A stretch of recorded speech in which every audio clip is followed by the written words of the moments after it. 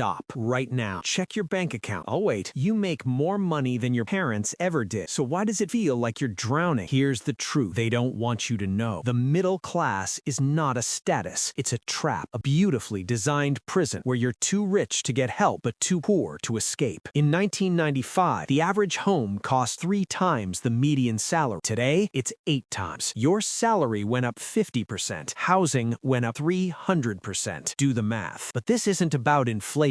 This is about control. Because a middle class that's always struggling never has time to think, never has time to rebel, never stops running on the wheel. Today, we're conducting an audit of your life. I'm gonna show you the 7 traps that are bleeding you dry. If you recognize 3 of them, you're in danger. If you have 5, you're not middle class. You're a slave. Trap number 1, the $700 normalcy. Trap number 1, the car payment. Listen to how this sounds. It's only $700 a month. Only $700. Society has gaslit you into believing that a permanent $700 monthly payment is normal, like breathing, like gravity. But here's what they don't tell you. If you took that same $700 and invested it in the S&P 500 at an average 10% return for 40 years, you would have $4.2 million. That car didn't cost you $50,000. It cost you your retirement, your freedom, your children's inheritance. And you drove it to work every day with a smile, thinking you got a good deal because the interest rate was only 6%. The wealth theorem states, if it depreciates and you financed it, you didn't buy an asset. You rented your own poverty. Trap number 2, the American dream anchor. Trap number 2, the American dream anchor. 2, being house poor. You've been told your entire life that a house is your biggest asset. But let me ask you something. If it takes money out of your pocket every month, how is it an asset? In 2026, interest rates are brutal. Property taxes are crushing. Insurance is insane. And the bank told you that you could afford a house that costs 40% of your take-home pay. Now you can't quit the job you hate. You can't move to a better city. You can't take risks. You can't start a business because the mortgage must be fed every single month. You thought you bought a house, but the truth is the house bought you. You're not a homeowner. You're a mortgage servant, and you'll be serving for the next 30 years. Homeownership isn't bad, but buying too much house? That's a life sentence. Trap number 3, death by 1,000 cuts. Trap number 3, subscriptions serfdom. You used to own things. You bought a DVD. You bought software. You bought a car with heated seats that just worked. Now, you don't own anything. You rent your music. You rent your movies. You rent your software. BMW is literally charging you a monthly fee to use the heated seats in the car you already paid $60,000 for. But it's only $9.99. It's just $14.99. It's just $19.99. Add them up right now. Go to your bank statement. I'll wait. $347 a month. That's what the average American spends on subscriptions. And here's the sick part. You forgot half of them exist. You're paying for a gym you haven't visited in 8 months. You're paying for Hulu and Netflix and Max. You're paying for that app you used once in 2022. This is death by 1,000 cuts, and you're smiling while you bleed. Trap number 4, the points illusion. Trap number 4, the credit card points game. You think you're winning. You think you're beating the system because you got 2% cash back on that $3,000 purchase. Congratulations. You spent 100% to save 2%. The bank has teams of Harvard psychologists, billions in AI research, and decades of behavioral data, all designed for one purpose: to make you spend money you don't have on things you don't need. And you think you're smarter than them. The casino always wins. Not because you're dumb, but because the game is rigged. Every swipe is a dopamine hit. Every point is a breadcrumb leading you deeper into the maze. If you carry a balance even once, the game is over. You lost. That 2% cash back just cost you 24% in interest. Trap number 5, the degree Ponzi scheme. Trap number 5, degree inflation. Let me take you back to 1980. A college degree cost $10,000 and guaranteed you a middle-class job. The math worked. Now let's look at 2026. College costs have increased 1,200%. Salaries 300%. You're paying 4 times more for the same outcome. Unless you're becoming a doctor, engineer, or specialized professional with clear ROI, you need to ask yourself, is this degree really an investment, or is it a $150,000 mistake? Education is sacred, but debt is not. Don't let society guilt you into financial suicide just to check a box. Trap number 6, the upgrade virus. Trap number 6, the upgrade spiral. This is called the Diderot effect, and it's one of the most dangerous psychological traps of modern life. One purchase triggers an endless cascade. You're never done. You're never satisfied, because every upgrade reveals something else that now feels inadequate. You thought you were buying a couch, but what you really bought was dissatisfaction. A $2,000 couch just cost you $15,000 in follow-up purchases you didn't even know you wanted. The wealth theorem is clear. Comparison is the enemy of contentment, and contentment is the foundation of wealth. Trap number 7, cash is trash. Trap number 7, saving money. You've been taught that saving money is responsible, and it is if we lived in 1950. But in 2026, inflation is 4%. Your savings account pays you 0.5%, which means every year you're losing 3.5% of your purchasing power. You worked 40 hours for that $1,000, and the Federal Reserve just decided it's now worth $962, then $932, then $900. You're not saving, you're watching your wealth evaporate in real time. Cash is not safety. Cash is a depreciating asset. If you're not investing in stocks, real estate, or assets that grow, you're losing slowly, quietly, permanently. Break the wheel. So what